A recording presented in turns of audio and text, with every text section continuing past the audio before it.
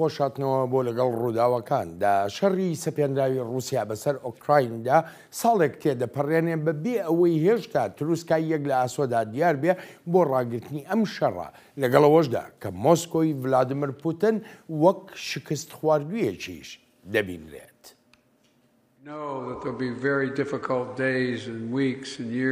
دەزانین ڕۆژان و هەفتە و ساڵانێکی قورس لە پێشمانن، بەڵام ئامانجی رووسیا بۆ سڕینەوەی ئۆکراین لە نەخشەدا و شەڕی پوتین بۆ داگیرکردن شکستیان هێناوە. لەشکری رووسیا نیوەی ئەو ناوچانی داگیری کردبوون لە دەستی داوە. دەیان هەزار گەنجی بەهرەمەندی رووسیایی لە وڵاتەکەیان ڕادەکەن و ناشیانەوێت بگەڕێنەوە بۆ رووسیا. هەر ئەوە نییە لە ئەرکی لەشکری ڕابکەن، ناشیانەوێت بگەڕێنەوە رووسیا چونکە هیچ ئایندەیەک بۆ وڵاتەکەیان نابینن. وەک ئەمریکا دەڵێ سیاسەتەکانی سەرۆکی رووسیا هەر تەنها لە دژایەتیکردنی دیموکراتی و جیهانی ئازادا سنووردار نەبووە، بەڵکو مەبەستی تریشیان و ئەو سیاسەتانەی ژوایان کردووە کاردانەوەش لە ناو رووسیادا هەبێت. پوتین وهای دەزانی ئۆکراین لاوازە و ڕۆژ ئاواش دابەشە. وەک لە سەرەتاوە باسم کردووە، پوتین پشتی بەوە بەستووە کە ئێمە وابەستەی یەکتری نەبین، پشتی بەستبوو بەوەی نەتوانین یەکگرتووی لە ناتۆدا بپارێزین، پشتی بەوە بەستبوو کە نەتوانین لایەنی تر بۆ پشتیوانی لە ئۆکراین کۆ بکەینەوە. پوتین وهای بیر دەکردەوە دەتوانێت لە ئێمە زیاتر بەرگە بگرێت. جا ئەوە تا بە ئاشکرایی هەڵا بووە و یەک ساڵیش دوای ئەم شەڕە بەڵگەی هەڵەبوونی پوتین لێرەدایە کە پێکەوەین. لێکەوتەکانی شەڕی سەپێنراو بەسەر ئۆکرایندا هەر تەنها ئەو ناوچەی جیهانی نەگرتوێتەوە و کاریگەریەکانی ئەو شەڕە پەل دەهاوێژن بۆ ڕۆژهەڵاتی ناوەڕاست و هەروەها شوێنەکانی تری جیهانیش. ئەحمەد ئەسکەندەری نووسەر و شیکەرەوەی سیاسی میوانی ئەم هەفتەیە لەگەڵ ڕووداوەکاندایە. کاک ئەحمەد، سەرەتا زۆر سوپاس دەکەم بۆ ئامادەبوونت.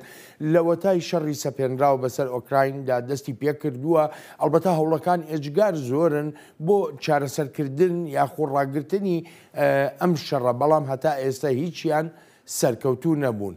ئەم شەڕە چەندی تر درێژە ئاکێشەیە؟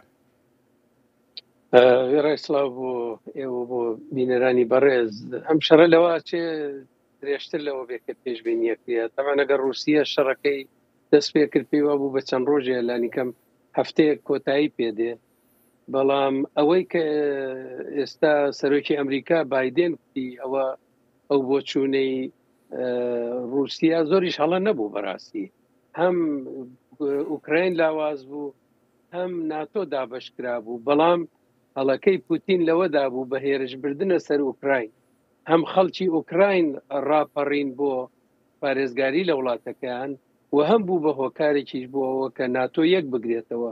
ئەم یەکگرتنەوەی ناتۆ وای کردووە ئێستا ئەگەری شەڕ لە هەموو جیهان زۆرتر بووە و هەتا دێ ئاشتی و گفتوگۆ دوورترەکەوێتەوە.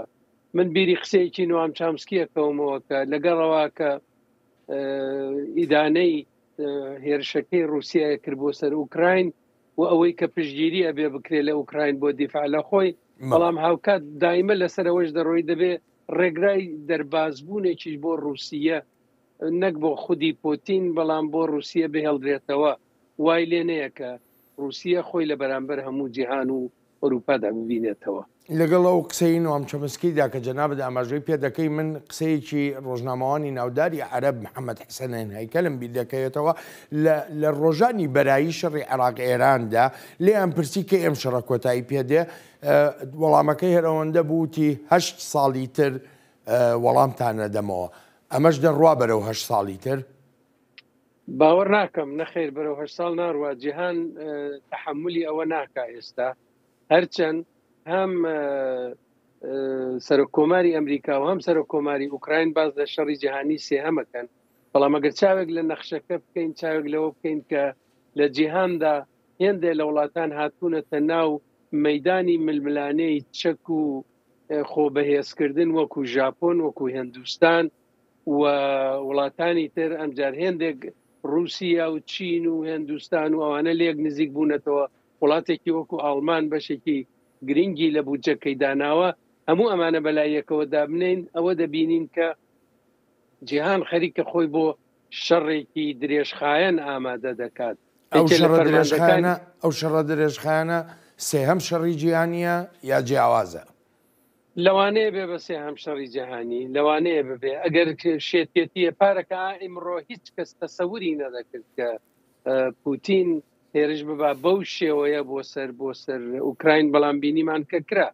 فەرماندەی هێزەکانی ئەمریکا لە هاوایی ئەڵێ ئێمە 30 ساڵە لە ناوچەی ئۆقیانوسی ئارام ئەوەندە مەترسیدار نەبووە کە ئێستا هەیە و ئەمریکا لە زمانی بوشی باوکەوە بەملاوە بوشی کوڕ ئەوە نزیکەی 20 ساڵە ئەوەندە خۆی پرچەک نەکردووە و ئەوەندەی خەریکی ئەوە نەبووە کە نەخۆی و دۆستەکانی و هاوپەیمانەکانی پرچەک بکە.